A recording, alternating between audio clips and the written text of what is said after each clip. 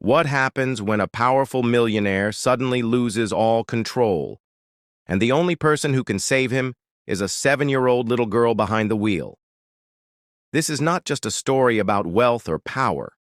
It's about courage, love, and an unbreakable bond formed in the most unexpected moment.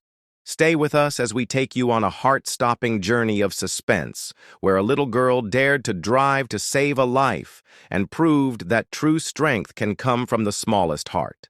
James Lopez had everything the world admired: expensive cars, glass towers with his name engraved on them, and a reputation for being untouchable in the business world.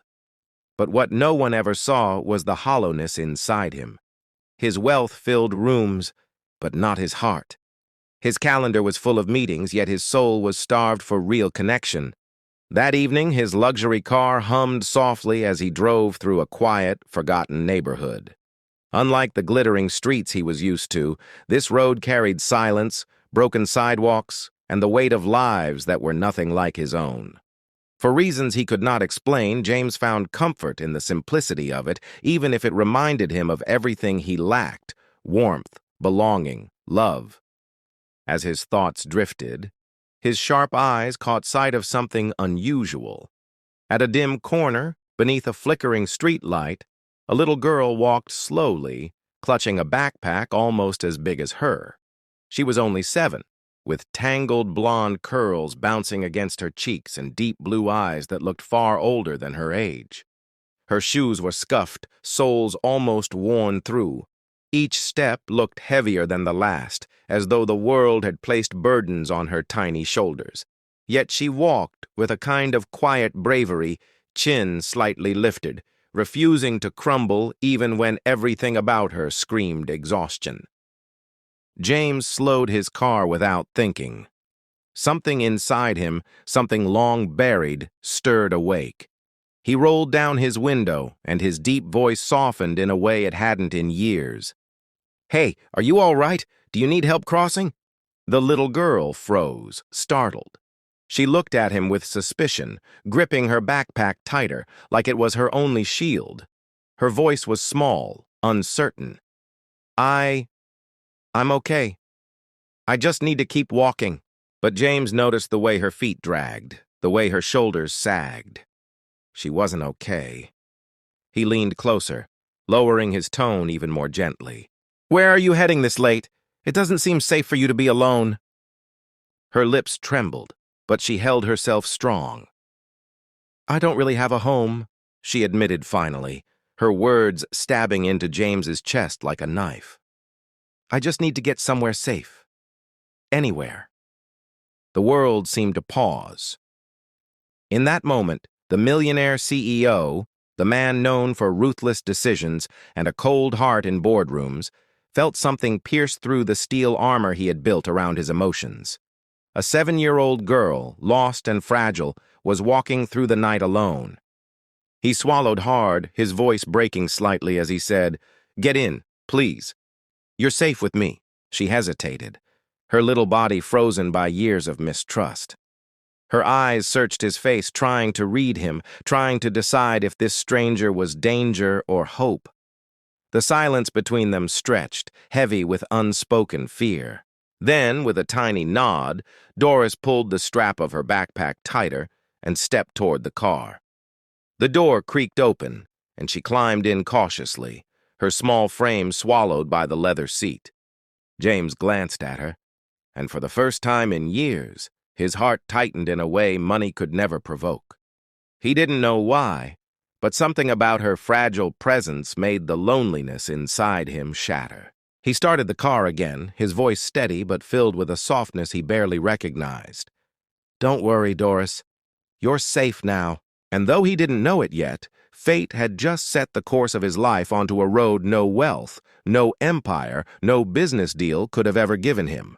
For the first time in a very long while, James Lopez wasn't just driving a car, he was driving toward purpose. The car glided smoothly through the quiet streets, its headlights cutting through the shadows of the sleeping neighborhood. Inside, the silence felt strangely comforting. Doris sat with her tiny hands wrapped tightly around her backpack, almost as if it carried the last piece of safety she had.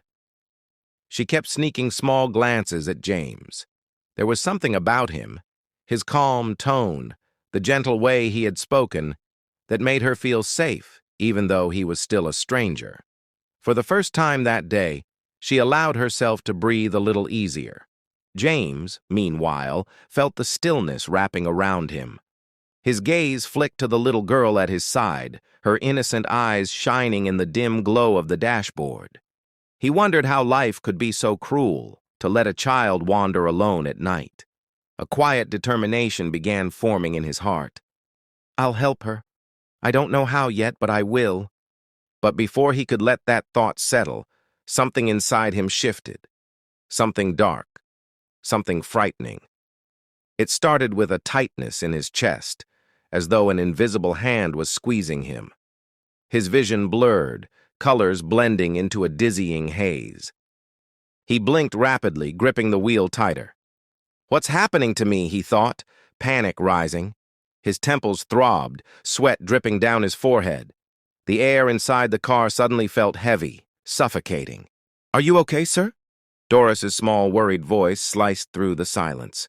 James tried to answer, tried to reassure her, but his throat constricted. Words failed him. His hands, once steady and strong, began to tremble uncontrollably. His body leaned sideways, his strength draining away like sand slipping through fingers. Then it happened. He collapsed. His tall frame slumped against the seat, his head tilting dangerously. His foot slipped off the pedal and instantly the car jerked, swerving violently across the road. Doris gasped, her heart hammering in her chest. Panic exploded inside her, but even through the fear, she glanced at James. His skin looked pale, his breathing shallow, his eyes closed. "No, no, no, please don't," she whispered, her voice shaking. She was only 7 years old, 7 with no knowledge of steering wheels or brakes. And yet, in that terrifying moment, she realized something with crystal clarity. If she did nothing, this man would die. Her tiny body trembled, but her spirit burned with courage. She placed her hands on the wheel, her voice whispering through tears. "I have to do this. I can't let him die." The car wobbled dangerously, tires screeching faintly on the road. Her small arms strained to hold the wheel steady, but she gritted her teeth. "Please, God, help me," she murmured desperately. Outside, the world was silent, unaware of the battle inside the car. A child's heart racing against fear, and a man's life hanging in the balance. In that single moment, Doris wasn't just a lost little girl. She was a fighter, stepping into courage far bigger than her tiny frame. And James Lopez, the powerful millionaire, now lay unconscious, his fate resting in the hands of the smallest, most unlikely hero. Doris's small fingers fumbled with the seatbelt clip, her heart racing so fast it felt like it might burst. With a trembling gasp, she unbuckled herself and turned toward James. His body slumped heavily against the wheel, trapping it beneath his weight. The car drifted dangerously close to the sidewalk, the tires scraping the edge with a terrifying screech. "Please move. Please. I have to help," she whispered, though James could not hear her. With all the strength her 7-year-old arms could muster, she pushed against his side. He was so heavy, far too heavy for her little body, but something inside her screamed that she couldn't give up. Finally, with a desperate shove, she managed to lean his weight back against the seat. The wheel snapped free, and the car swerved back into the road. Doris gasped, clutching the wheel with tiny, shaky hands. Her feet barely reached the pedals. She stretched with all her might, her toes just brushing the brake. She pressed gently, remembering how once, long ago, she had watched an adult drive and thought it looked easy. But now she knew it wasn't easy at all. It was terrifying. The car jolted, slowing slightly, but it still moved forward. Doris's breath came in shallow bursts. Her knuckles turned white as she clung to the steering wheel, her eyes wide with terror. "Please, God, help me," she whispered again, tears blurring her vision. She didn't know if anyone could hear her prayers, but right now, hope was all she had. The road ahead stretched long and dark, the streetlights casting eerie shadows on the asphalt. Doris blinked hard, forcing herself to remember. Yes, they had passed a hospital. A red building with glowing letters. That memory burned bright inside her. If she could just find it again, maybe James would live. Sweat trickled down her forehead. The car lurched forward, the engine growling as it picked up speed on a slope. Her small foot struggled against the pedal, but she pressed harder, fighting back the panic rising in her chest. A horn blared from behind her. A car zoomed past, its driver shouting angrily out the window. Doris flinched but didn't let go. Her heart screamed at her to cry, to stop, to give up, but her spirit refused. "I can do this. I have to do this," she told herself, her voice shaky but determined. Fear clawed at her, whispering that she was too small, too weak. But another voice inside, soft and strong, rose louder. The memory of James's gentle words, "You're safe with me." That kindness lit a fire inside her. He had offered her safety, and now it was her turn to save him.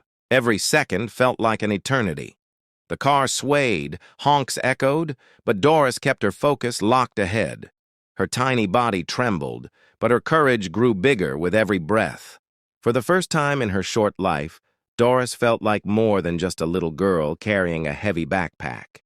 She was a protector, a fighter, a hero in the making. And though tears streamed down her cheeks, her blue eyes burned with determination. She was not going to let James die, not tonight, not while she was holding the wheel. Minutes ticked by like hours, each one heavier than the last. Doris's little legs ached from stretching down to the pedals, her tiny toes barely holding the pressure. Her back hurt from leaning forward, and her arms shook from gripping the wheel so tightly. But she didn't care about the pain. She only cared about James, the man beside her whose shallow breaths filled the car like an echo of fading time. Every sound terrified her, the squeal of the tires, the hum of the engine, the whoosh of passing cars. Each one reminded her how close disaster was. James's head tilted against the seat, his skin pale, lips slightly parted. Doris stole a glance at him, panic rising in her chest. "Stay with me," she whispered through trembling lips. "Please, Mr. James, don't leave me. I'm going to get you there." Her heart pounded so hard it felt like a drum inside her chest. The road twisted unexpectedly, and before she knew it, the car veered toward the curb. Doris gasped, jerking the wheel with all the strength in her little arms. The tires screeched, the car jolted sideways, and for a terrifying second she thought they would crash. Tears spilled down her cheeks, but she refused to let go. "No, I won't let it happen," she cried, her voice breaking. She bit her lips so hard it hurt, forcing herself to focus again. Her vision blurred from the tears, but through the haze, she repeated to herself, "Remember the hospital. Red letters. A glowing sign. Don't forget." Every intersection felt like a mountain, every turn like a battle. Cars behind her honked angrily, but she kept steady, whispering prayers under her breath. "Please, just a little more. Please let me find it." Then, as if heaven itself answered her desperate cry, she saw it. Through the blur of her teary eyes in the distance stood the glowing red letters, "Hospital." Her heart leapt so violently it felt like it might burst out of her chest. Hope flooded her veins, giving her trembling body strength she didn't know she had left. "There it is! I see it!" she gasped, her voice filled with relief. But the hardest part was not over. She had to stop the car, carefully, so carefully, she pressed her tiny foot against the brake. The car groaned, shuddering under her shaky control. She pulled at the wheel, guiding it toward the bright-lit entrance. The headlights illuminated the glass doors of the emergency room. Doris's whole body trembled, her arms shaking violently, but she held on until the very last second. With a final push, she pressed the brake as hard as her little legs allowed. The car jerked, slowing, then finally came to a halt right near the hospital entrance. For a moment, silence filled the car. Doris sat frozen, gasping for breath, her tiny chest heaving. Her hands slipped from the wheel, her forehead resting against it as hot tears poured down her cheeks. She had done it. Against every odd, every fear, she had made it. Slowly, she turned to James, reaching out with her trembling hand to touch his arm. "We're here. You're safe now. I didn't let you go." And though he lay unconscious, Doris swore she felt the faintest flicker of warmth from his skin, a silent thank you from the man whose life she had just saved. The car had barely stopped when Doris threw open the door with trembling hands. Her tiny legs carried her as fast as they could across the pavement, her shoes slapping against the concrete. The sliding doors to the emergency room opened with a hiss, and she burst inside, her little voice rising louder than she ever thought it could. "Help! He's sick! Please, someone help him!" Her cry pierced the calm hospital air like an alarm. Nurses and doctors turned, startled by the sight of a tear-streaked little girl clutching a backpack too heavy for her small frame. She pointed frantically toward the car. "He can't breathe! Please! He's in the car!" At once, the medical team sprang into action. A stretcher rolled out, wheels squeaking on the floor. Doris ran beside them, her heart pounding, her breaths short and panicked. When they opened the car door and pulled James out, his face pale and motionless, Doris's knees nearly buckled with fear. She stood on the curb, hugging her backpack as if it were the only thing keeping her from collapsing. Tears streamed down her cheeks, blinding her vision. She whispered through sobs, "Don't die. Please don't die." The doctors worked quickly, checking his pulse, lifting him onto the stretcher. "He's alive! Get him inside!" one of them shouted. Those words struck Doris like a burst of light in her darkness. Alive. He was alive. Yet her tiny body continued to shake uncontrollably. She stood frozen at the hospital doors as James disappeared down the hallway, swallowed by the bright lights and rushing nurses. A kind-faced nurse noticed her and bent down so their eyes met. Her voice was gentle, calm. "Sweetheart, where's your family? Who brought you here?" Doris lowered her head, her blonde curls falling like a curtain to hide her tears. Her voice was small, almost breaking. "I don't have one. He's all I have right now." The nurse's heart clenched at the sight. She placed a soft hand on Doris's shoulder, guiding her to a chair. "Don't worry, little one. He's in good hands. Stay right here, all right?" Time crawled. Minutes became hours. Doris sat curled up on the chair, her backpack beside her, her small fingers nervously twisting the straps. She didn't move, didn't sleep, didn't eat. Her blue eyes stayed fixed on the door, waiting, praying for the man who had shown her a moment of kindness to come back to her. Finally, after what felt like forever, the door opened. A doctor stepped out, smiling reassuringly. "He's stable now. He'll wake up soon." Relief washed over Doris so powerfully that she nearly cried again, but this time from joy. The nurse led her quietly to James's room. There he lay, resting in the hospital bed, his face still pale, but no longer lifeless. Machines beeped softly around him, their steady rhythm like a promise. Doris climbed into the chair beside him, too small for the big white room, yet she filled it with a presence of love and loyalty. She reached out her tiny hand and placed it on his larger one. His skin was warm. That warmth gave her comfort, so she didn't let go. Eventually, exhaustion overtook her, and she curled up in the chair, her head resting on the edge of his bed, her hand still clutching his. Hours later, a soft groan broke the silence. James stirred, his eyes blinking open.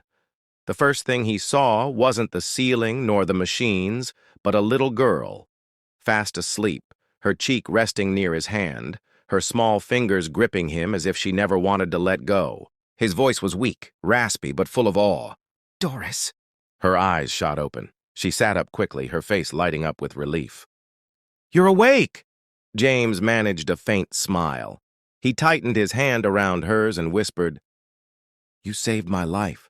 Her blue eyes widened, filling with tears. A shy smile curved her lips as she whispered back, "I didn't want to lose you." At that moment, something unspoken passed between them, a bond stronger than chance, stronger than fear. It was the beginning of a connection that would change both their lives forever. The days in the hospital turned into weeks, but with every sunrise, James Lopez felt a new strength awaken inside him, not just in his body but in his heart. Doris, the tiny girl who had once clutched a steering wheel with trembling hands, became the very reason he wanted to live. Every morning she sat by his bedside, drawing little pictures on scraps of paper and whispering, "Don't be afraid, Mr. James, I'm here." For the first time in his life, James realized what love meant. It wasn't the business deals. It wasn't the cars or the mansion. It was this small girl sitting beside him, who had risked everything just to keep him alive.